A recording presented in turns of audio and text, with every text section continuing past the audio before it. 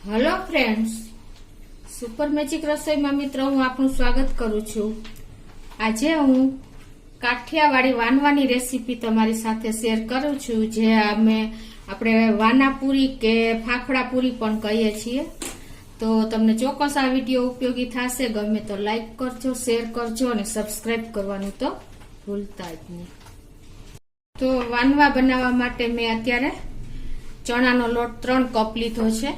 એમાં test according આપણે 1 teaspoon જેવું મીઠું નાખી દેશું અને 1 ચમચી જેવી આપણે એટલે કે 1.5 ટીસ્પૂન જેવી આપણે હળદર નાખી દેશું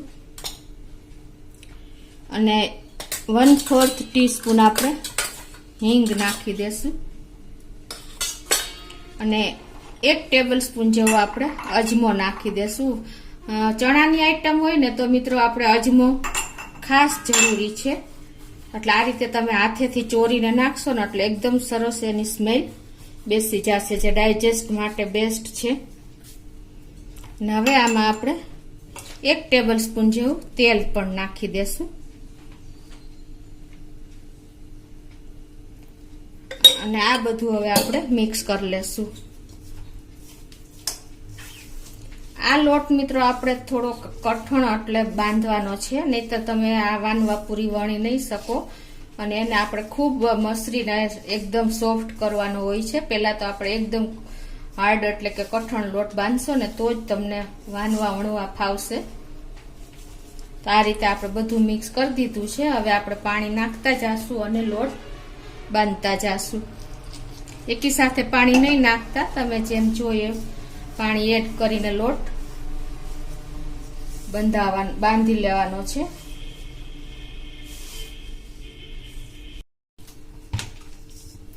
તો આ રીતે જો આપણે લોટ બાંધી લીધો છે, એકદમ કઠણ। જો આવો કઠણ બાંધીને પછી આપણે એને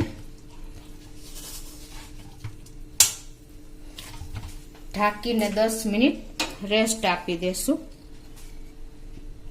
તો આપણે લોટને રેસ્ટ આપ્યો ને અને 10 મિનિટ થઈ ગઈ છે અને જો હવે આપણે આ લોટને એકદમ કૂણવી લેવાનો છે, કેમ કે આપણો લોટ અત્યારે એકદમ હાર્ડ આપણે બાંધ્યો છે ને।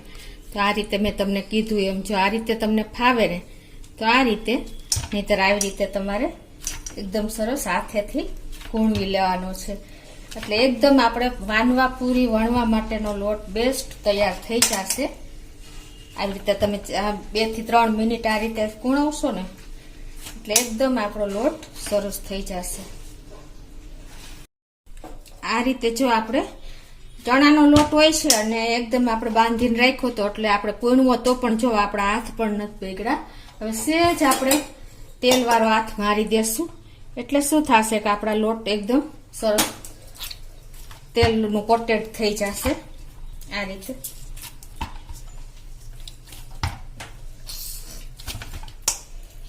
હવે વાનવા વણવા માટેનો આપણો લોટ તૈયાર છે। તો હવે આપણે જે સાઈઝના વાનવા વણવા હોય ને એ સાઈઝની તમારે લુવા કરી લેવાના છે। આ રીતે આમાંથી આપણે એક પાર્ટ લઈ લેશું અને આ રીતે તમારે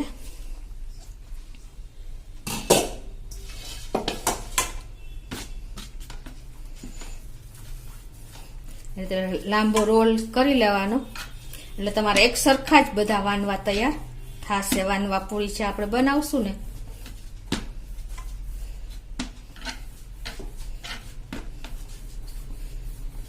આ મિત્રો વણતા પણ નહીં ટાઈમ લાગે। તમને આગળ હું તમને પ્રોસીજર બતાવું।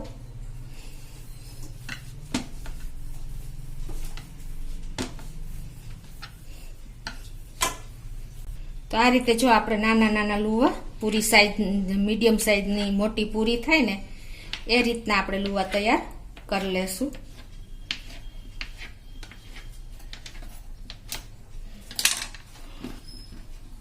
હવે આ રીતે તમે કર્યા પછી આવી રીતે તમારે રાઉન્ડ શેપમાં સરસ લુવા તૈયાર કરી લેવાના।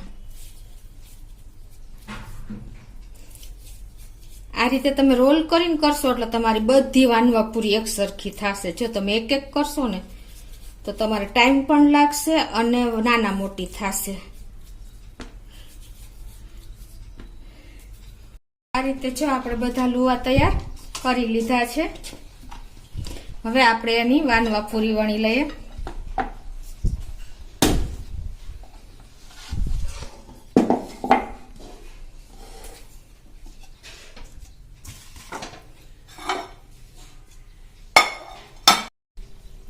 તો આપણે આ રીતે જો વાનવા પૂરીના ગોળણા તૈયાર કરી લીધા છે લુવા, અને હવે એને આપણે પૂરી વણશું વાનવા પૂરી. તો એના માટે તમારે અટામણ તરીકે ઘઉંનો લોટ કા મેંદાનો લોટ લેવાનો. અત્યારે મેં ઘઉંનો લોટ લીધો છે. જો તમે તેલ નાખીને વણશો ને, તેલ લગાવીને, તો તમારે વણતા પણ ટાઈમ લાગશે અને મજા પણ નહીં આવે. એટલે આ રીતે તમે જો અત્યારે ઘઉંના લોટના અટામણમાં બોરીને પૂરી વણું છું. આ રીતે તમારે ચોટશે પણ નહીં અને ઝડપથી તમારે વણાઈ પણ જશે. તમારે જેવડી સાઈઝની વણવી હોય ને એવડી સાઈઝની તમે વણી શકો છો. અને આ વાનવા આપણે થોડાક ભૈરા રાખશું, એટલે કે થોડાક થીક જાડા રાખશું, તો જ આ ખાવાની મજા આવશે. જો તમે બહુ પાતળા કરશો ને તો તમને ખાવામાં પણ નહીં મજા આવે અને મોટી ઉંમરના માણસો પણ નહીં ખાઈ શકે. એટલે આ પણ તમે ખાસ નોટ કરજો કે આ રીતે તમારે થોડીક થીકનેસ રાખવાની. જોવો આટલી, બરાબર. એ જ રીતે હવે હું 2 થી 3 તમને વણીને બતાવી દઉં.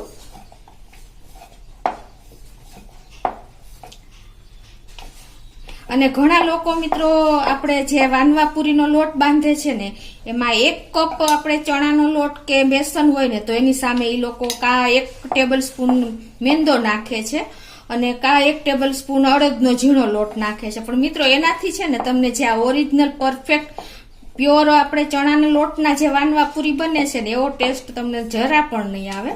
એટલે તમે એક વખત આ મારી રીતે ચોક્કસ ટ્રાય કરજો. પછી તમે મને કોમેન્ટ બોક્સમાં જણાવજો કે આપણે ટેસ્ટ કેવો લાગ્યો વાનવા પૂરીનો. તો આ રીતે હવે હું બધા વાનવા પૂરી તૈયાર કરી લઉં છું. તો આ રીતે જો આપણે બધી વાનવા પૂરી તૈયાર કરી લીધી છે વણીને.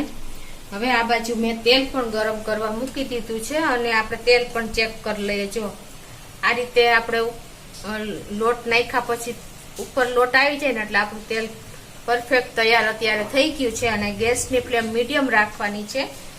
અને આ રીતે હવે આપણે બધા વાનવા એક પછી એક તરતા જાશું.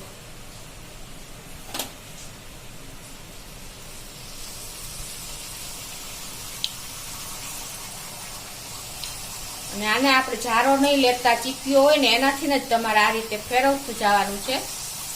અને 2 સાઈડ ટર્ન કરીને આને તરાતા પણ ટાઈમ નથી લાગતો, ફટફટ તરાઈ જાય છે.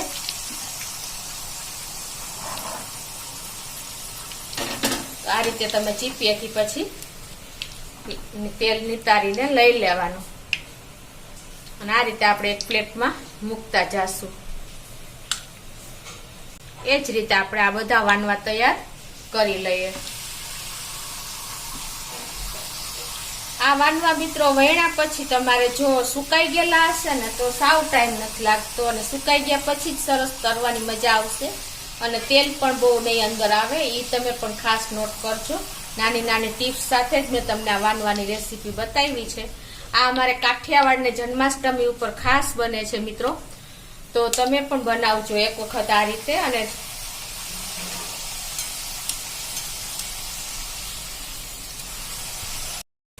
તો આ રીતે હવે બધા વાનવા હું તૈયાર કરી લઉં છું. મિત્રો આપણી વાનવા પૂરી જો તરાઈને રેડી થઈ ગઈ છે, તમે જોઈ શકો છો. આ એકદમ ક્રિસ્પી બહારથી અને અંદરથી સોફ્ટ, જો એવી આપણી વાનવા પૂરી તૈયાર થઈ છે.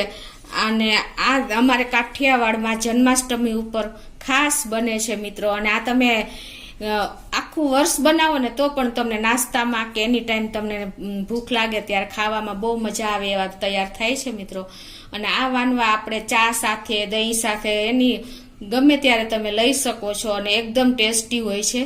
તો તમે ચોક્કસ આ જન્માષ્ટમી ઉપર એક વખત આ રીતે મારી મેથડથી બનાવજો અને તમે કોમેન્ટ બોક્સમાં જણાવજો કે આપણા વાનવા કેવા તૈયાર થયા છે.